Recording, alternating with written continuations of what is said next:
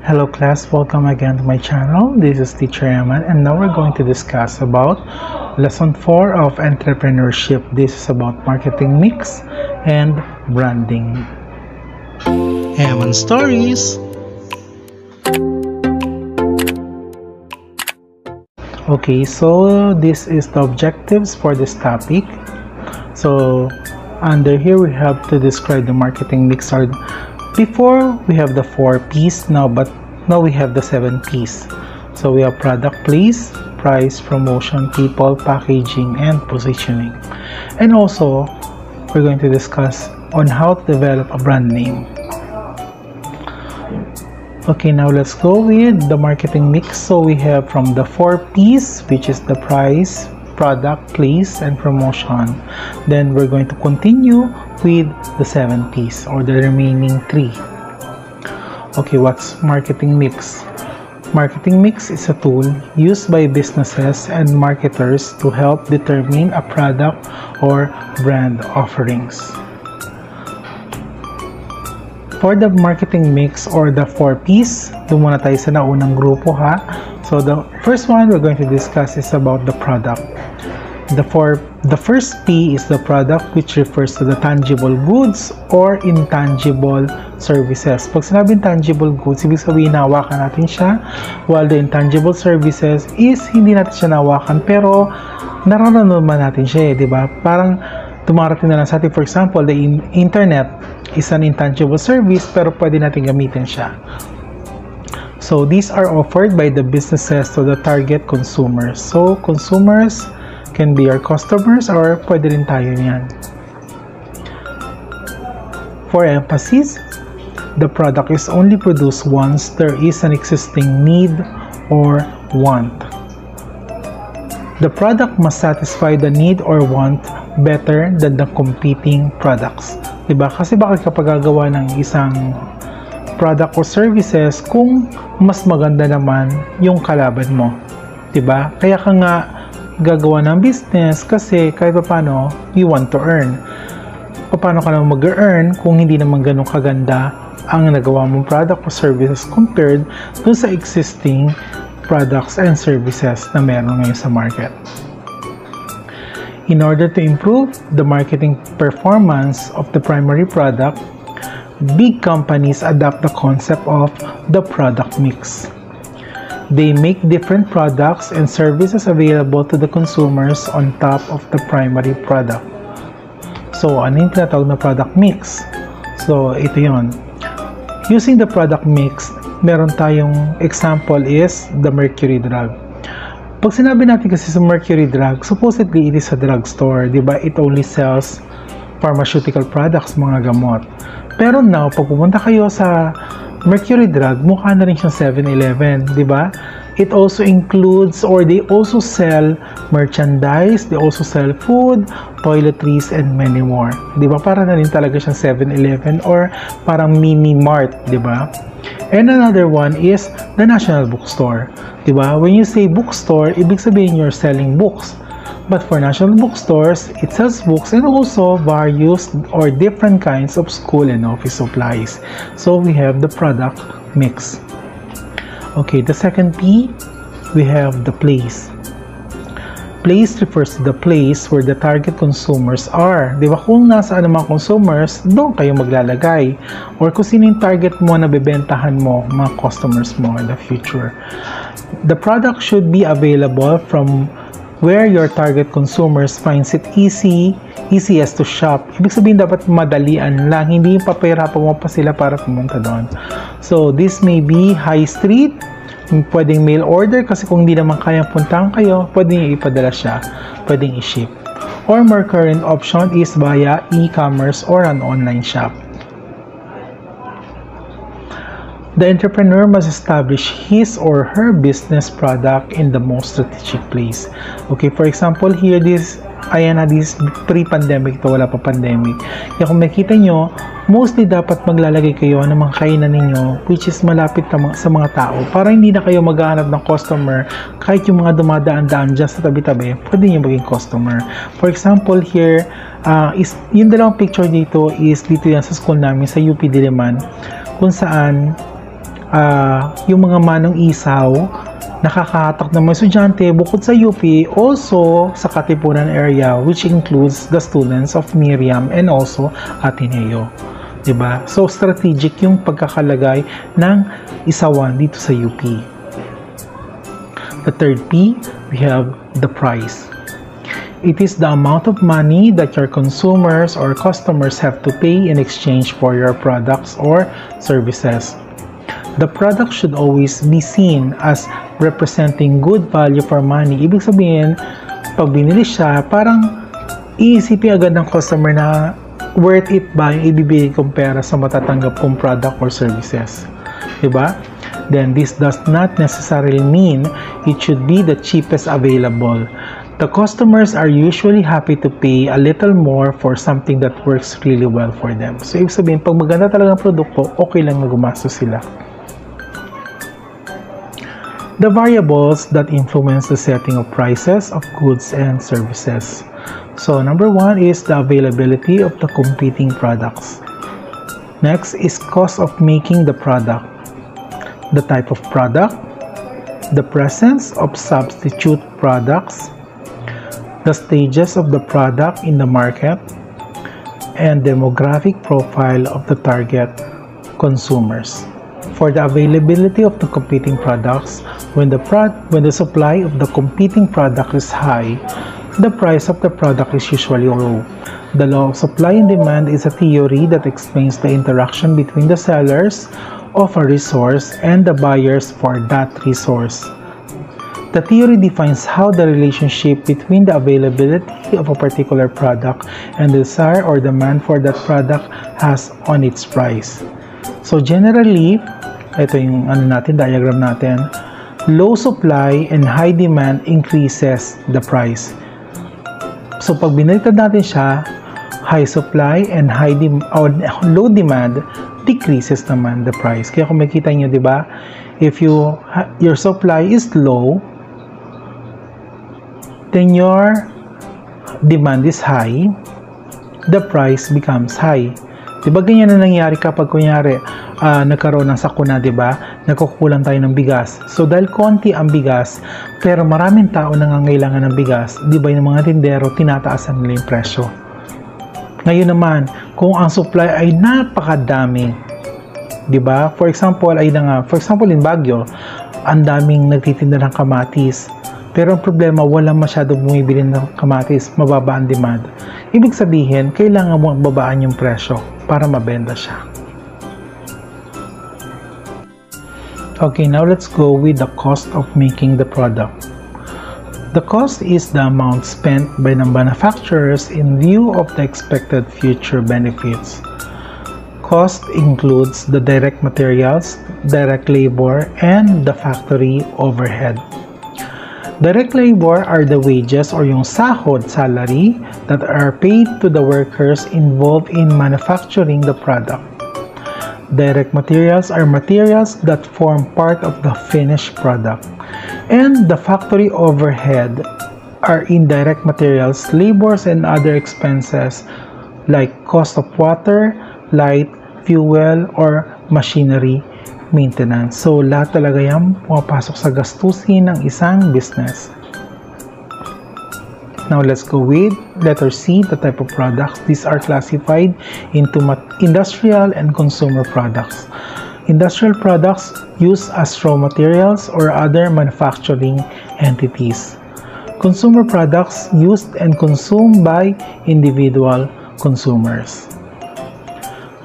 D, the presence of substitute products. This is a threat to the primary product. Consumers can easily switch and buy substitute products with lower prices, especially if the primary product is not available. So, hindi sila yung talagang direct competition, pero maaari din sila maging kakompetensya mo kahit magkaiba yung product nyo kapag may nangyaring mga certain situation. Like for example, dito nga sa example na to, biglang nawala yung primary product, so maaaring lumipat ang mga customer sa iba.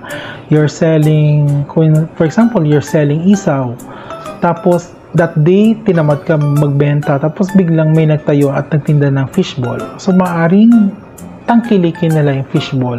Tapos pagbukas mo na, maaring nabawasan ka na ng mga customers. The stages of product in the market. So we have the first stage, which is the introductory stage. The second is the growth. Third is maturity. And the fourth is the decline. For the introductory stage, ito yung time na kung saan the new product is pinapakilala pa lang siya. So this is priced high but is gradually reduced as competitors increase. Diba? Ito yung mga kunyari yung mga shoes, diba? Una lalabas sa mga magaganda sapatos, medyo mahal. Tapos iisipin ng mga tao, ay hindi ko muna yung bibiling kasi alam ko naman pag tumagal bababa naman yung presyo, which usually happens now. Diba? So maraming mga lalo na lang sa mga damit, diba? Unang labas niya mahal pero pag tumatagal, dahil nga syempre may mga lalabas na mga bagong products or magkakaroon ng mga kalaban, kaya bababa rin yan in the future. Then the second stage is the growth and the maturity. So price is equal to the cost plus desired profits margin. So we have the salaries, travel expense, tax, licenses, and etc. Ito na yung medyo pataas na yung product natin. But still, hindi naman lahat perfect. So hanggat kaya mo siya i-maintain, maganda. But there will be a fourth stage, which is the decline stage. The product experience decrease and negative growth in sales, low profits, and eventually loses the business. So ito yung parang as much as possible iwasan natin. Kaya huwag natin pababayaan ang business natin. Kaya nga ibang mga businesses, they need to invent something, diba? Para makagawa siya ng parang gimmick para patangkilikin sila, or they create new products. Kasi nga kung iisa lang ang product na binibenta mo patagal na patagal, it's either magkaroon na yung mga tao niyan, diba, nakabili na sila, or baka magsawa na sila kung mga food products naman ito. Then F, demographic profile of the target consumers. The demographic profile of the consumers highly influence the process of setting the most appropriate prices of goods and services. If you're magbebenta ka sa mga ordinary mga bahay, diba? Kunyari, sa bahay nyo lang, it is good kung talagang abot kaya yung presyo. But for example, if you're going to sell your product sa BGC, sa Taguig, or in Makati or Pasig area, kung saan medyo matataas yung mga taong doon, syempre pwede mong taasan ang presyo mo kasi yung mga tao naman doon is can afford. Categories of psychological pricing. The first one, we have the promotional pricing. Lowers prices in a limited temporary period like midnight sale, Christmas sale, or anniversary sale. So pag sinabi natin psychological pricing, ito yung ginagawa ng mga businesses para makahatak ng customers para bumili sila kasi isipin nila mukhang makakamura ako dito or para mas advantageous pag bumili ako nito ngayon compared sa ibang araw. Kaya for example, promotional pricing, di ba ito yung ginagawa ng SM, may 3-day sale, di ba may mga markets, may mga midnight sale, ganyan, Christmas sale. For example, in Lazada, may mga monthly sales sila, may 1-1, 2-2, 3-3, ganyan. So, because of this, inisip ng tao, malaki ang masasave ko dito, kaya bibili na ako. Okay, ito naman, ginagamit ito sa mga presyo, kaya tingnan nyo mabuti, they are using the odd or even pricing, where products price ends in an odd number like 5, and lumalabas na mas cheaper siya compared sa iba. For example, if you're going to sell a product for 100 pesos, tapos ibenta mo siya for 99.95 or sabihin natin 99.99, ano ang bibili ng tao? Yung 100 pesos or yung 99.95 pesos? Syempre doon na sila sa 99.95 kasi inisip nila mas mura siya, diba? For 199.95 compared to 200, mas appealing sa mga tao yung may 0.95. Kasi nga naman, pag linagay mo 200 sarado, parang ang mahal. Pero if you put 199.95, parang mas nakakainganyo siya. Another thing, ito nga diba sa 4,500 pesos, instead of putting 500 pesos, i-price mo siya as 499.95. Minsan nga, 499.99. Hindi nahabulin ng tao yung 1 cent. Sa inyo na yan. Kaya lalabas pa rin, it's still 500 pesos. Now let's go with prestige pricing. Products are sold at a high price to create a high or superior image. Diba? Parang gagawin mo siya talaga mahal. For example, Starbucks. Starbucks, i-compare mo ang kape ng Starbucks sa ordinaryong binibili mo lang sa tindahan na 3-in-1, lalabas na hindi ko naman sinasabing mas masarap ang Starbucks or mas masarap ang 3-in-1 or yung mga binibenta sa tindahan. Pero kasi minsan kapag nakikita mo, wow, kumakain ka sa Starbucks, diba? Parang unsosyal mo. Diba? Kaya ang mga tao nga, diba, when they go to Starbucks para bumili ng Frappuccino, diba, hindi pwedeng hindi siya kunan ng picture kasi nga bakit? Ang mahal eh. So kapag nagpunta ka doon, kahit alam naman natin na pumunta ka lang doon for picture at makatambay lang, pag nagpa-picture ka at pinost mo sa Facebook mo, nakatambay ka sa Starbucks at kumiinom ka ng Frappuccino, lumalabas na social ka kasi nga Starbucks create a superior image. Kaya para lumalabas, nagiging social ka na rin. Diba? Ganon din yung idea ng mga bags. For example, the Louis Vuitton o yung Hermes. So, pag bumili ka nito, mahal talaga siya. Kasi bakit? You're paying for the name. Diba? Compared sa bibili ka lang sa mga Divisoria, ayoko magsabi kasi mga names eh. So, yan, mga bags na mumurahin. Syempre, iba pa rin yung Hermes at saka yung Louis Vuitton. Kasi pangalan ang binibenta nila dito. So, kapag binili mo to, alam mo na, mahal siya because it's prestige pricing. Now, let's go with promotion. This is the mode of conveying the presence and attributes of products to the targeted customers or the consumers.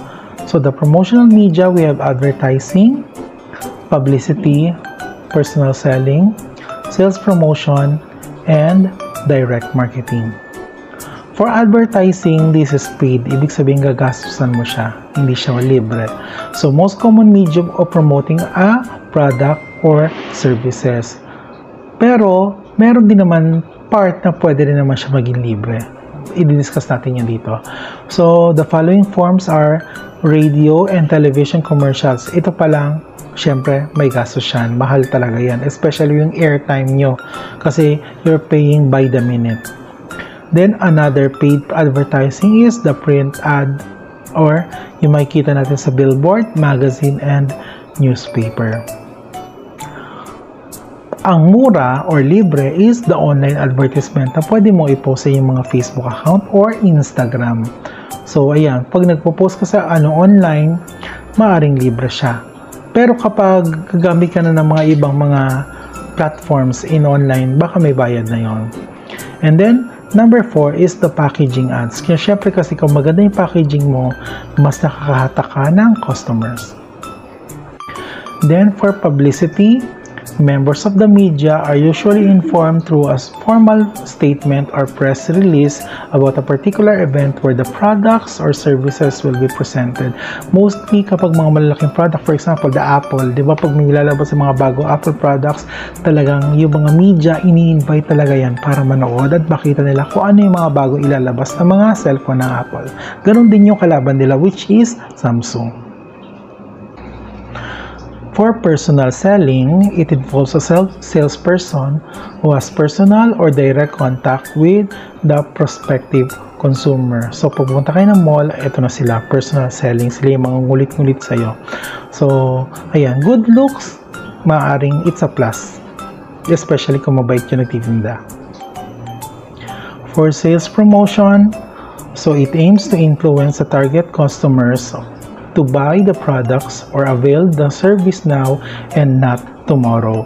It involves getting incentives so they will acquire the products or services at ginagamitan nila ito ng, for example, coupons, discounts, reward, cash rewards, and gift certificates.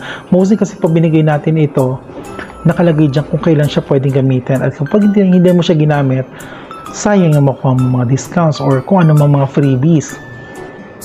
For discounts, this allows consumers to buy or avail at a lower price than the regular price. At mostly ginagawa natin to in a certain limited time. Hindi naman talaga gagawin natin to whole year round, di ba? Mostly in limited time. For coupons, ito karamihan to ginagamit sa US. So they have to buy more products to accumulate more coupons to acquire the product being promoted. For cash rewards, encourage consumers of the cash rewards program when they issue card. Dito papasok yung idea ng ginagawa ng Jollibee, which is the Jollibee Plus card and also sa Advantage card ng SM na kung saan pag bumibili kayo, nag-accumulate siya ng points and these points can be used to purchase their products. And then the gift certificates, incentives to customers who have completed the required accumulated amount of purchases. However, the recipients can only use the certificate in the same store. Hindi siya pwede sa iba. And meron din, alam ko meron niya sa SM gift checks. For direct marketing through internet, entrepreneur starts building a consumer-based platform in one-on-one approach in building consumer relationships and sells the products online. In the late 70s, it was widely acknowledged by marketers that the marketing mix should be updated. Then this led to the creation of the extended marketing mix in 1981 by Booms and Bittner, which added 3 new elements to the 4-piece principle. This is now allowed the extended marketing mix to include products that are services and not just physical things. So from 4-piece ngayon 7-piece na siya. So ano pa yung dinagdag sa 4-piece? We have number 5, the people. These are individual employees or workers who are directly involved in the production, marketing, and the sales of the products and services. So, important ang tao pagdating dito sa businesses. So, huwag natin pababayaan natin employee kasi they will be the one who will make or break a company. Then, we have the packaging. This is the process of putting the product in a package or container. Includes materials used from wrapping paper or from wrapper or container and label and product information printed on the package. Kaya minsan package pa lang nakakabenta na siya. And then we have the positioning. Refers to the place occupied by the products in the minds of the consumers.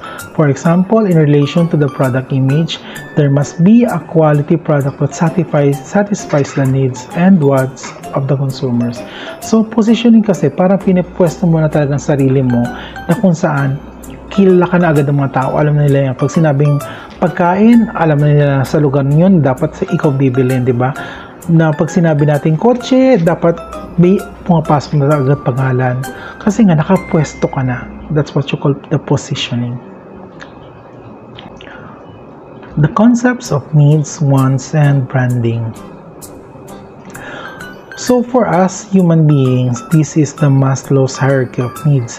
Diba? Kanina sinabi dito that kahit paano, the product should satisfy the needs and the wants of the customers. Pero kapag gagawa ka ng bagong product, try to create a need. Diba? And also a want. Kasi ayun na makakatak sa'yo eh. Imagine, milk tea. Matagal na sa Pilipinas wala namang milk tea. Pero bakit bigla nagkaroon ng milk tea at bakit tinahanap ng mga tao? Kasi they created a new want. Diba? Hindi naman niya kailangan pero tingnan mo, dahil naglabasan ng mga milk tea kahit saan, parang mga tao gustong bumili siya. Na-attack siya. Diba? Ibig sabihin, effective yung ginawa ng mga milk tea company sa Pilipinas. Even though it's not from the Philippines, diba? It's from Taiwan. So, branding refers to the name, design, color, symbol, quality, features, or combination of these elements that makes the product separate and distinct from similar product of the competitors. So, for example, yan. We have Jollibee. May kita nyo, iba na itsura niya kasi nga, logos also evolve. Diba? From Starbucks, we have the smart communication. Ayan, kailangan mag-evolve ng product yung logo kasi nga may mga meaning yan sa inyong company. For the foundation of your brand is your logo. So, important yung logo nyo. Kaya minsan, dapat gagawa kayo ng logo sa inyong company, meron niyang meaning. So, your website, packaging, and promotional materials, all of which should integrate your logo, communicate your brand. So, ganun ka-importante yung logo. Consistent strategic branding leads to a strong brand. Added value brought more to your company's goods and services that allows you to charge more for your brand than what identical unbranded products command. Ano ang meron similarities lahat ng mga logos ito? It's color red. Kasi for companies, red actually increases your heart rate by activating the pituitary gland. Food companies choose red in store signages because it encourages appetite and enhances metabolism. A recent study found that changing the colors of the price from the black to red in an advertisement makes consumers or customers think that they are getting a bargain. So, ibig sabihin, even the colors of your brand or logo can also attract the customers psychologically.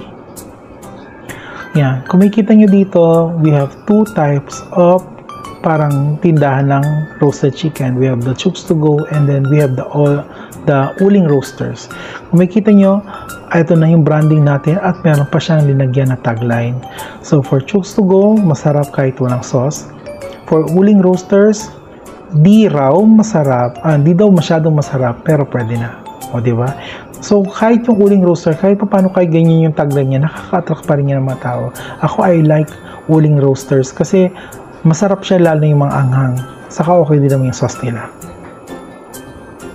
So, what is a tagline? It is a short, memorable phrase that is used without or throughout your marketing. It should convey the main sentiment or feeling that you want people to associate with your brand. For example, in Jollibee, di ba pag sinabing lang sarap, you know it's Jollibee. Just do it, alam nyo, it's Nike. Pag sinabing BDO, we find ways. So ayan, kaya kung gusto nyo gumawa kayo ng makabenta kayo, maybe a tagline can help.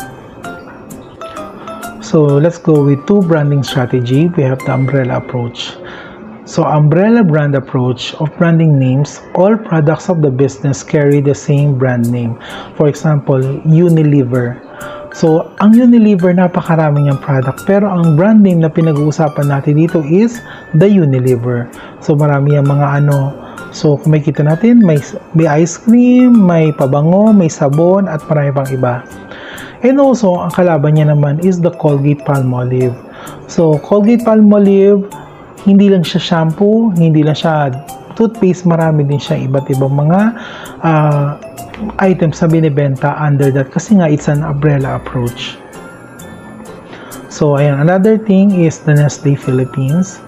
Ayan, kung makikita nyo, ang dami rin nila. Mostly food naman ang Nestle. So under the umbrella of Nestle, makikita nyo lahat ng mga products nito. Now let's go with the house brand approach. In the house brand approach, every product of the same business has a separate brand name that distinguishes them from the rest of the company's product. So kung makita nyo, for Jollibee, diba we have the Jollibee products? Ang Jollibee is a big company, and under Jollibee, nabili niya na ang Mang Inasal, Greenwich, Chowking, Burger King, and Red Ribbon. Yet, separate pa rin sila kay Jollibee. So, pag sinabi natin Mang Inasal is already known. Hindi siya kailangan bukati ni Jollibee yung pangalan niya. So, kilala na yan. Branding extension strategy. We have product extension approach. So in this, a new product carries the brand name in a new category. The new or added product appears to be totally different with the existing product line. So for example, in Colgate-Palmolive, diba? They have the oral care. Tapos nag-extend sila, then they have the fabric care. Then nag-extend na naman sila, they also have the surface care. Then also they have the personal care. Kaya kung makita nyo, with regards to product extension, one company which is Colgate-Palmolive and also other products, na nag-extend, dumadagdag sila ay pwede magkaroon ng mga bagong products. So pwede rin yan sa inyong mga businesses. Diba? Kung meron kayong simple business, pwede nyo dagdagan yung product, nagkakaroon ng extension. And then you have the line extension approach. So in the line extension approach, the existing products have been modified or altered, resulting in a new product or more product without eliminating the original product. For example, Coca-Cola. Di ba ang Coca-Cola, meron na tayong original na Coke, pero kung makikita nyo, minsan nagbubukas o naggagawa ang Coca-Cola ng mga bago nilang product. For example, nagkakaroon ng cherry flavor, vanilla flavor, ganyan. At kung ano pa maisipan nila. But still, it's still Coca-Cola. So that's it for my video. Thank you very much for watching. Sana may naintindihan kayo. So I hope I can make another video for lesson 5. Thanks for watching.